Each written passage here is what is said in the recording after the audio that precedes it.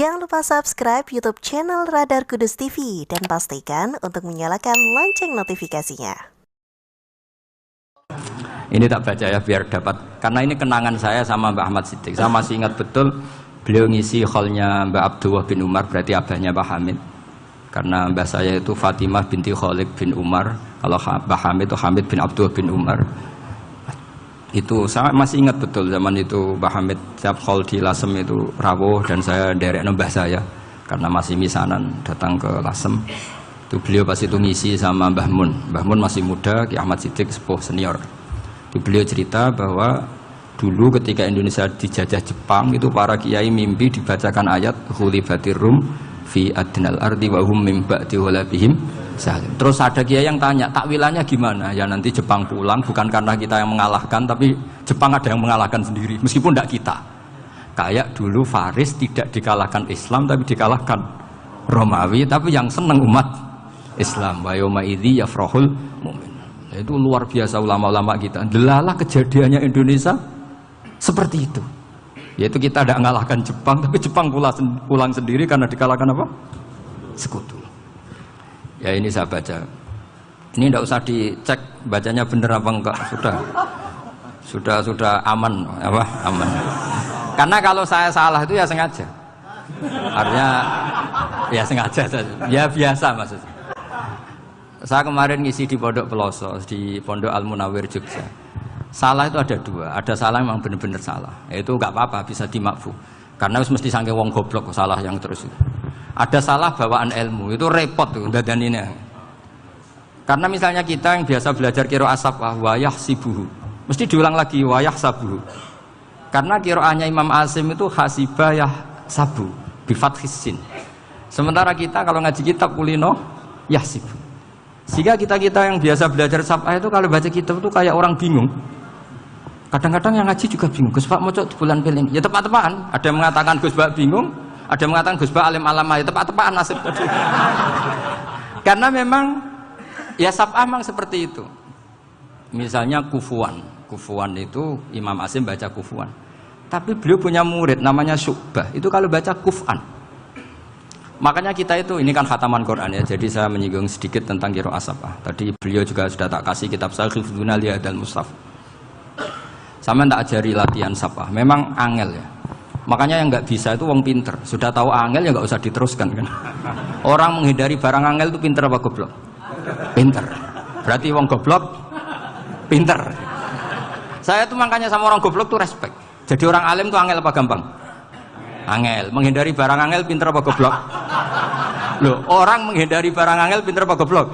Pinter. Berarti wong goblok pinter. Jadi saya sama orang-orang goblok itu respect. Sudah tahu jadi orang alim angel ya barang angel ya harus dihindari. Makanya saya ini insya Allah umatnya Nabi yang termasuk yang terbaik. Amin.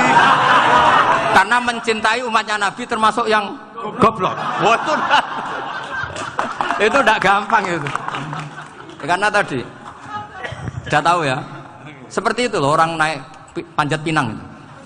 Itu yang naik karena ingin hadiah. Yang nonton sudah tahu, wah licin kok dinaikin mau keplodok ya. Tapi orang sepakat yang nonton juga pinter karena sudah tahu ribet kok. Tukun yang pasar kena lah apa mainnya.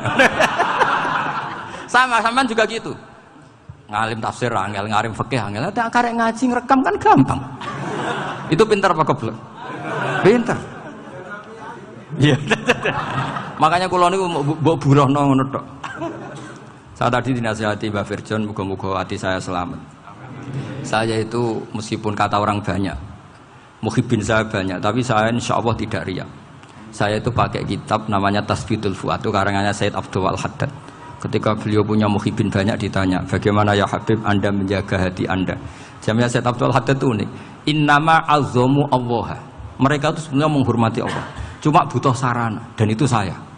Jadi saya tahu sampean semua itu mencintai Quran, mencintai sunnah Rasul, mencintai hadis-hadis Rasul. Cuma sampean kan karena nggak paham, terus manfaatkan saya. Jadi sebenarnya saya ini korban. Korban. Jadi saya mau riak gimana? Korban kok mau. Bangganya di mana tuh? Coba sampean misalnya ngaji tafsir, belajar sendiri kan susah. Terkibnya susah, maknanya susah. Bahkan beli kitabnya kadang tidak kuat.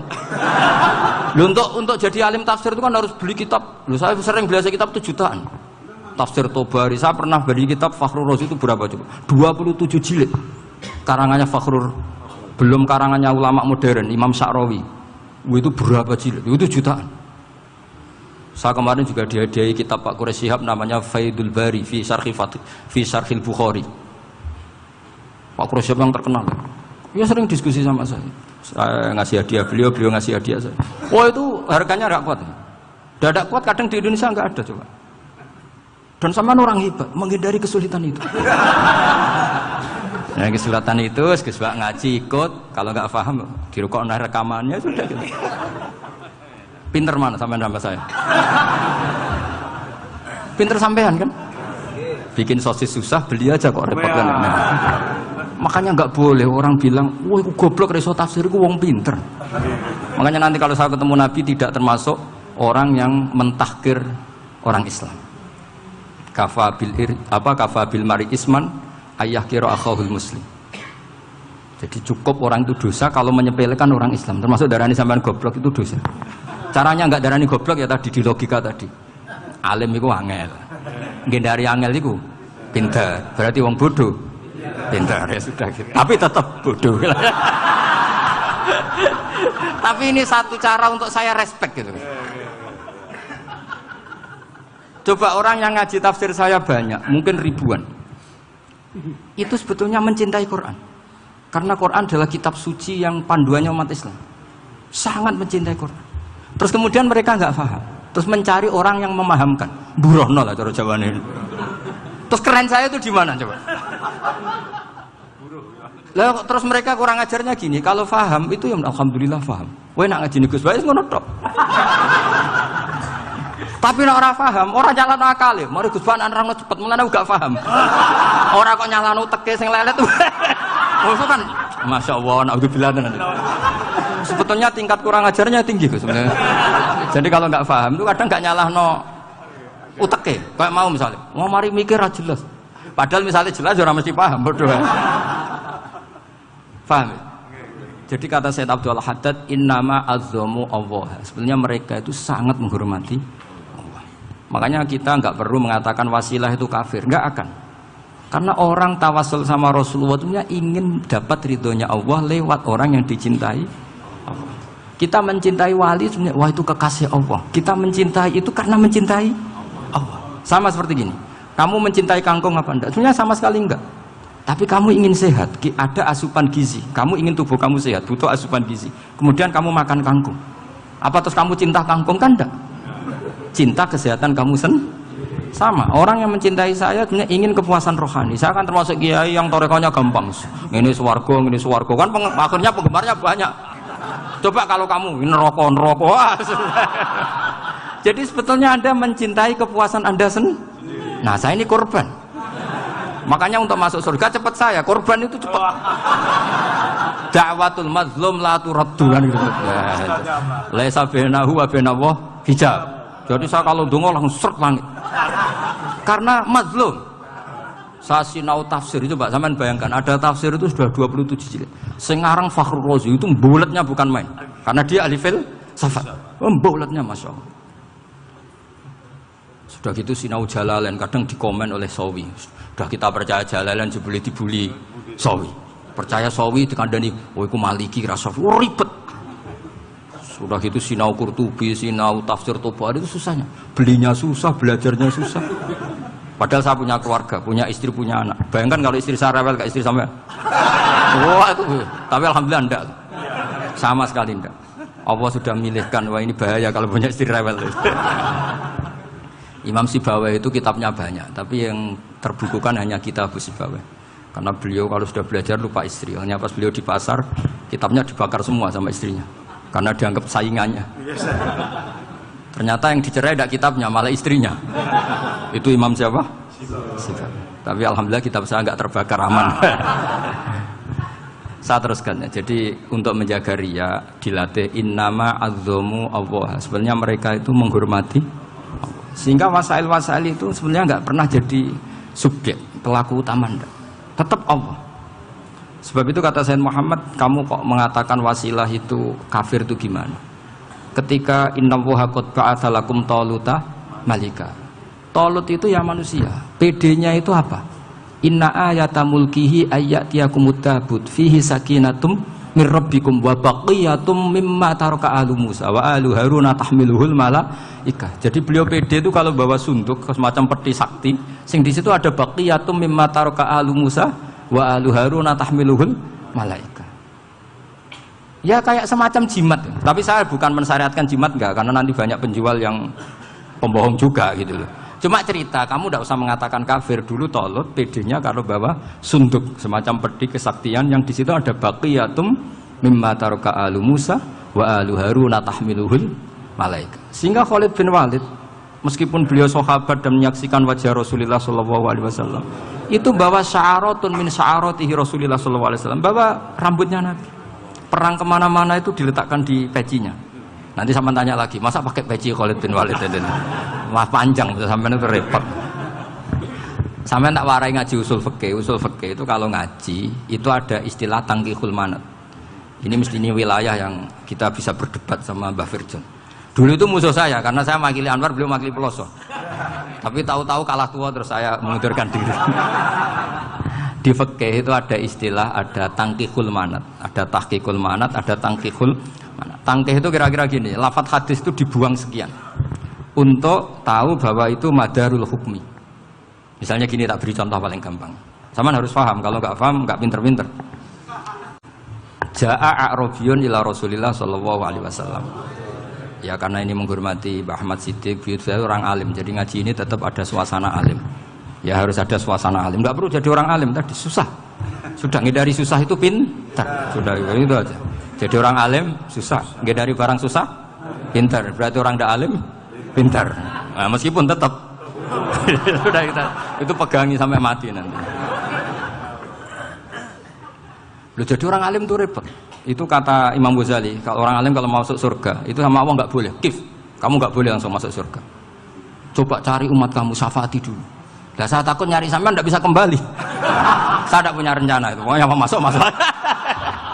Boleh sampean kuaduan balik raroh dewe, wah repot nanti saya. Berat jadi orang alim itu berat.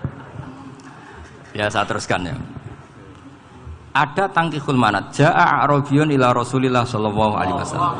Faqala ahlaktu wa ma ahlakaka qal waqa'tu imraati fi nahari Ramadan. Ya sidang-sidang saya ini rusak ya Rasulullah. Kenapa? Karena saya menjima istri saya fi nahari Ramadan. Terus kata Nabi, kamu harus bayar kafarah. Napa Nabi kafarah? Puasa 2 bulan. Wong baru 1 hari aja terjadi gitu kok disuruh puasa 2 bulan. Ya tidak kuat ya Rasulullah.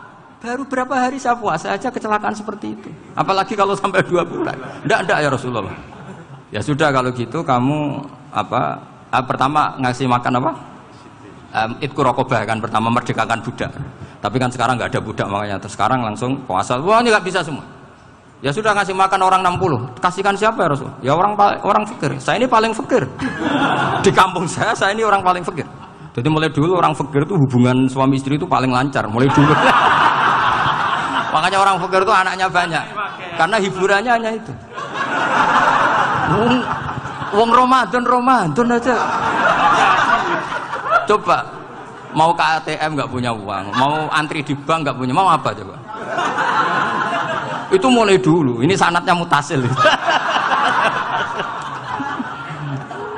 Wah, akhirnya sudah sanksinya kan tadi ya itqu raqabah atau puasa 2 bulan berturut-turut atau ngasih makan 60 orang miskin. Lalu kata ahli usul fikih, kata a'rabi dibuang, nggak menjadi catatan hukum.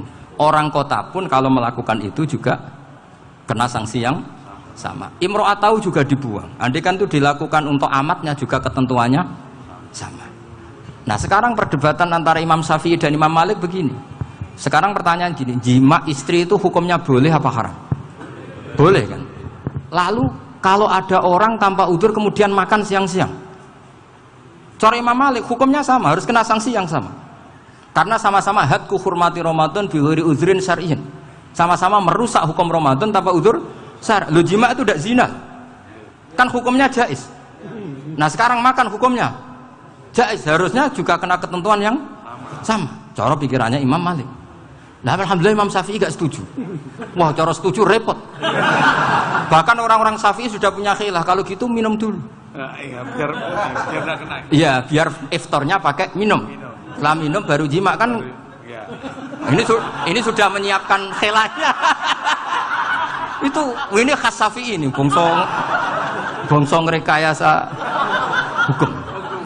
Nanti bisa belajar jauh cara ngakali hukum. Makanya guyonan yang masyhur Gus Dur itu gitu.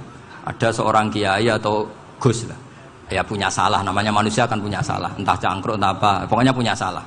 Ada wartawan yang ngiranya semua kiai itu orang suci, sehingga tanya sama Gus Dur, Gus itu ada kiai kok, ya pokoknya salah lah. Tapi jangan bayangkan dosa besar, enggak, kecil-kecil aja. Itu gimana itu? Padahal kiai kan orang suci. Jawabnya Gus Dur lucu. Ya justru yang boleh salah itu para kiai. Kalau kamu nggak boleh. Loh, kok bisa Gus? Karena mereka tahu caranya tobat. Repot. Kalau kamu nggak tahu caranya, sama pelanggaran hukum itu ya harus pakar-pakar hukum. Itu yang tahu caranya rekayasa. Kalau kamu ya kena pasal kan. Ya. Jadi kamu jangan niru saya ini punya sekian cara untuk nah, itu namanya khilah. Makanya kata Sayyid Muhammad, kamu tidak usah anti khilah, karena Abu Hanifah itu membolehkan khilah, kitabul khiyal. Yang penting kamu soleh dulu, setelah soleh nanti Allah maklumi. Soleh dulu, syaratnya soleh dulu. Kalau tidak soleh jangan. Contohnya gini, ada orang mau puasa lemes sekali, mau makan, gampang. Kalau langsung makan kan kayak hadku hormati Ramadan biwari udrin sarian. Aku langsung mau jembera sowan Mbah Firjo. Sudah status saya Pak musafir. Ya sudah berangkat aja sampai Tuban makan. Nanti kalau nggak jadi ya nggak apa-apa sudah. Kan mulai pergi sudah musafir. Saya tidak tahu nanti malaikat tertarik gebuki nggak tahu. Tapi itu ada khilahnya. Asal soleh. Karena kata Sayyid Muhammad dan semua kitab mengatakan itu. Kalau sama nggak tahu ya kebablasan. Nabi Ayub, nabi yang terkenal Gudiken itu siapa? Ayub ya. Nah, itu yang Israiliyatnya akan seru. Gudiken dikukur bek kreweng itu terlalu lah kalau itu. Untuk kreweng konti ning Arab ora ono kreweng itu sudah masalah itu. Singkat cerita, Nabi Ayub ketika diasingkan kaumnya itu kan nggak punya sumber makanan. Lah orang lelaki itu mulai dulu egois. Istrinya Nabi Ayub itu cantik sekali, udah cantik, rambutnya bagus. Makanya kamu nggak usah tanya kenapa istrinya kayak banyak yang cantik. Ya, warasatul anbiya, nggak boleh gitu. Kalau nggak cantik ya warasatul anbiya dari segi balak. Istrinya Nabi itu semuanya cantik. Nggak usah tanya sebabnya apa, pokoknya gitu, semuanya cantik. Singkat cerita, beberapa kali istrinya Nabi Ayub itu kerja demi bisa nafkahi Nabi siapa? Suatu saat itu tidak ada pekerjaan yang cukup untuk beli roti. Satu-satunya peluang dapat rezeki itu putrinya raja itu rambutnya berondoli. Terus ada sayembara siapa yang rambutnya bagus mau dibeli. Sampai rambutnya istrinya Nabi Ayub itu dijual. Nabi Ayub tersinggung karena itu mengurangi kecantikan. Jadi lelaki mulai dulu gitu. Udah nggak urun kalau istrinya nggak cantik itu komplain. Itu khasnya lelaki. Jadi kalau kamu gitu ada sanadnya juga, tenang saja ya. Komplain ya pegawaian itu. Saking mangkelnya Nabi Ayub terus ngendikan la adriban naki mi'ata sautin. Kamu akan saya pukuli dengan mi'ata sautin atau dengan 100 cambukan. Atau mi'ata dikhtin atau mi'ata apalah sesuai konteks zaman itu. Engko namuni pecut tuku konti kok ribet lagi. Singkat cerita akhirnya ketahuan bahwa istrinya menjual itu demi Nabi Ayub. Allah nggak ridho kalau kekasihnya yaitu istrinya Nabi Ayub wis perjuangan kayak gitu malah kena hukuman. Tapi Allah juga nggak ingin kekasihnya yang bernama Ayub melanggar sumpah. Padahal beliau sudah sumpah, wallahi demi Allah nanti tak pukul dengan 100 kali. 100 kali dengan lidi lah misalnya, contoh yang gampang tuh lidi. Akhirnya sama Allah dikasih satu solusi. Wa khud biyadika dikhtan fadrib bihi wala tahnas. Ya sudah, lidi itu ikat jumlahnya 100. Terus pukul sekali saja. Anggap saja sudah 100. Iku pangeran sing wari ngakali ngono iku pangeran. Tapi syaratnya soleh. Syaratnya soleh. Jadi kalau kamu anti khilaf berarti anti ajarannya Allah di ayat itu. Wa khud biyadika dikhtan fadrib bihi wala tahnas. Itu dulu ada, ini cerita di Ithaf, ini cerita terakhir, ini sudah, sama jangan tambah sudah.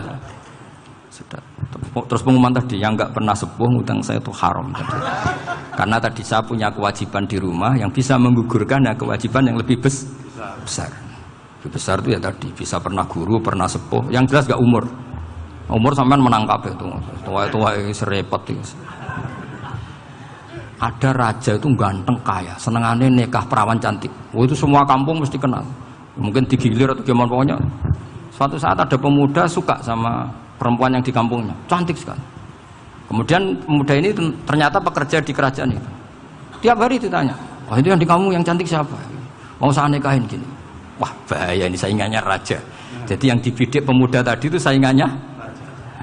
Si raja ini orang yang namanya raja kan gengsinya tinggi. Kaifatang kihuha wa qad ra'aitu qad qabbalaha rajulun. Kok mbok nikah piye? Saya itu pernah melihat dicium lelaki. Wah, gak mau.